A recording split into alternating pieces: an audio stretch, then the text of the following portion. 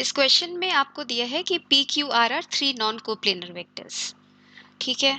फिर अच्छा, non coplanar vectors अगर आपको देता है तो आपके दिमाग में क्या होता है कि भाई नॉन कोप्लेनर मतलब एक प्लेन में नहीं है, या फिर आप सोचते हो अच्छा इसका मतलब स्केलर ट्रिपल प्रोडक्ट जो है वो जीरो नहीं है, या और क्या सोचते हो कि आप एक को बाकी दो के कॉम्बिनेशन में नहीं लिख सकते, है ना।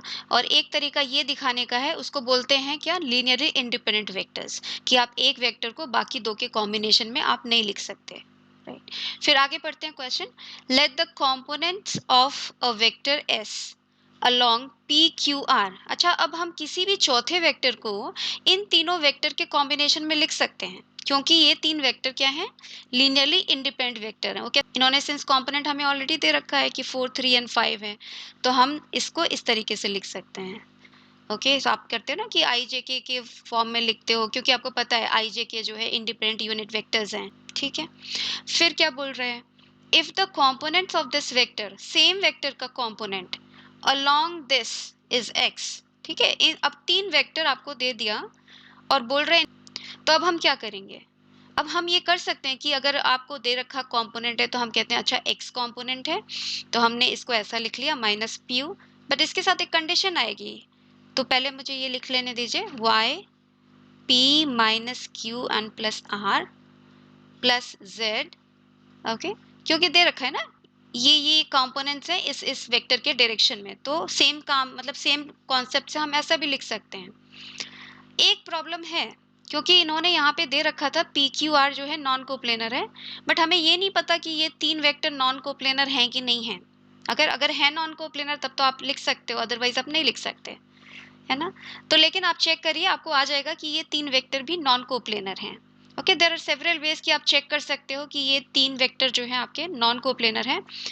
मैं इस तरीके से चेक करती हूँ कि अगर आपने ऐसा कहा कि अगर कोई भी कांस्टेंट ले लो, k1 टाइम्स द पहला वेक्टर, k2 टाइम्स दूसरा वेक्टर, अगर आपके पास ये तीन वेक्टर्स अगर लीनियरली इंडिपेंडेंट हैं, नॉन कोप्लेनर हैं, तो आपके पास क्या जाना चाहिए, अगर मैं इसको जीरो के इक्वेट करूं तो आपको आ जाना चाहिए कि k1 k2 k3 जो हैं वो सब जीरो होने चाहिए, तभी ऐसा हो सकता है ना। अगर मान लीजिए इसमें से कोई भी एक जीरो नहीं है, तो आपको दिख रहा है कि आप एक वेक्टर को बाकी दो के कॉम्बिनेशन दोनों को उधर ले जाइए, k1 से डिवाइड कर दीजिए, है ना, बाकी दोनों को उस साइड ले जाइए, और ये k1 सिंस जीरो नहीं है तो आप डिवाइड कर दीजिए, तो आप दिखा दोगे कि आप एक वेक्टर को बाकी वेक्टर के कॉम्बिनेशन में लिख सकते हो, है ना। तो ये दिखाना ज़रूरी है हमें कि तीनों जीरो होने ही होने चाहिए अगर ये लीनियरली इंडिपेंडेंट हैं तो यहाँ पे देखिए क्या आता है आपके पास। आप इन्फॉर्मेशन क्या यूज़ करोगे कि आपको पता है कि पी क्यू आर आपके लीनियरली इंडिपेंडेंट वेक्टर्स हैं। ठीक है, तो यहाँ पे पी आपने कॉमन ले लिया और आपके पास आ गया minus k1 plus k2 minus k3।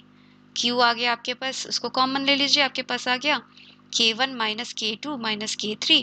Similarly r ले लीजिए, फिर क्या है आपके पास k1 k2 and minus k3 should be zero. अब अब आप इंफॉर्मेशन यूज करिए कि आपको पता है P Q are linearly independent vectors हैं, तो अगर आप कोई भी कांस्टेंट मल्टीप्लाई करके इनको ऐड कर रहे हो तो इसका मतलब ये तीनों सेम लॉजिक से ना, ये तीनों लोग जीरो होने चाहिए, क्योंकि हमें पता है पी क्यू आर जो है इंडिपेंडेंट वेक्टर्स हैं। तो आपके पास आ जाएगा कि दिस इज जीरो। ओके, तीनों कोफिशिएंट बेसिकली आपके जीरो होने चाहिए, और इनको बड़े ही इजी तरीके से आप सॉल्व करके बता सकते हो कि k1 k2 k3 जो है वो इंडिविजुअली इनको सॉल्व करके आप आराम से बता सकते हो कि k1 k2 k3 आपका जीरो होने चाहिए।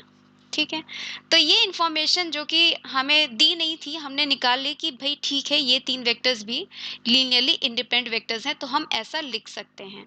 ठीक है, अब हम क्या करेंगे, इजी बात है ना, सेम वेक्टर को आप ऐसे लिख रहे हो तो हम कंपेयर कर सकते हैं।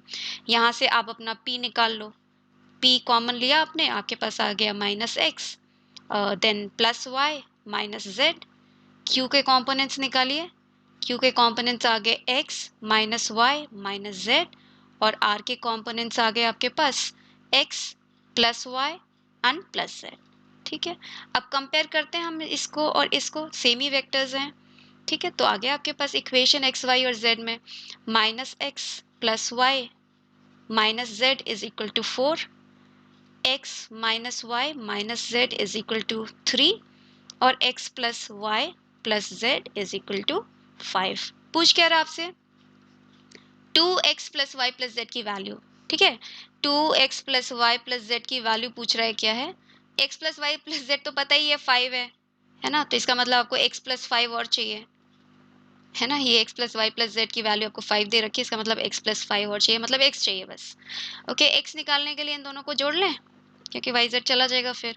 तो 2x आपके पास आ गया 8 और x की वैल्यू आ गई आपके 4, तो बस हो गया, है ना? 4 प्लस 5, इसकी वैल्यू आ गई आपके पास 9, है ना? तो सिंपल क्वेश्चन था यहाँ पे, बस इन्होंने एक छोटी सी इंफॉर्मेशन नहीं दी थी कि ये तीनों लीनियरली इंडिपेंडेंट वेक्टर हैं, ये और ये, जो कि हम प्रूव कर सकते हैं। नेक्स्ट क्वेश्चन देखते हैं।